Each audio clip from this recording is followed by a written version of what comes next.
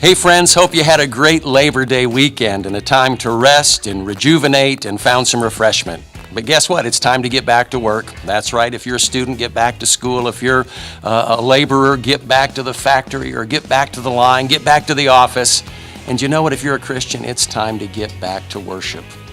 In fact, on September 17th, it has been designated National Get Back to Church Sunday. And so if you've been missing church lately, we want to invite you to get reconnected with your friends here at Friends Church. And you know, if you're not a part of a church family right now and you're sensing that the Lord really wants to draw you not only closer to Himself, but connect you amongst a fellowship and a body of believers, we would love to have you join us this Sunday. Don't wait till September 17th. Come and join us this Sunday. Hey, my name is Pastor Chad DeWeerd, and I am the pastor at the Friends Church in Broadview Heights, and we're beginning a brand new sermon series, and we'd love to have you take part in it. In fact, it's about building a great life. Building a great life. Could you use that? I know I could. And we take our strength and our source from the Old Testament prophet Nehemiah, who tells us when he was given the great task of rebuilding the walls around Jerusalem, in just 52 days, miraculously, he accomplished it. How? Because the joy of the Lord was his strength. That's right. And when we're looking at building a great life for the glory of God and for the good of ourselves and for the good of His church, how do we do that?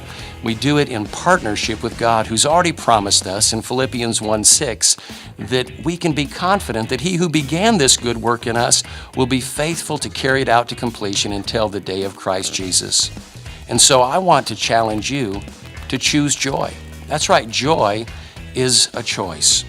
It's not that we get an opportunity to choose whether we're going to have troubles or not. We will. Christians are not exempt. But how we respond in those times of troubles. In fact, before we respond, I want to remind you of a few things that we'll be looking at on Sunday. Number one is in our times of trouble, God expands our circumstances and doesn't allow the pressure to press in against us. And He gives us some freedom and an opportunity to breathe even in the midst of the storm. Secondly, He draws us near to Him and the focus on His power rather than our own problems. And then He calms our fears right in the midst of the storm. Those who are going through this hurricane right now, they're mindful that in the midst of that hurricane, the safest place is in the eye of the storm. And I can tell you that in life's trouble, the safest place for you to be is right in the center of God's will. And our response is what? Our response is in our weakness to trust His strength.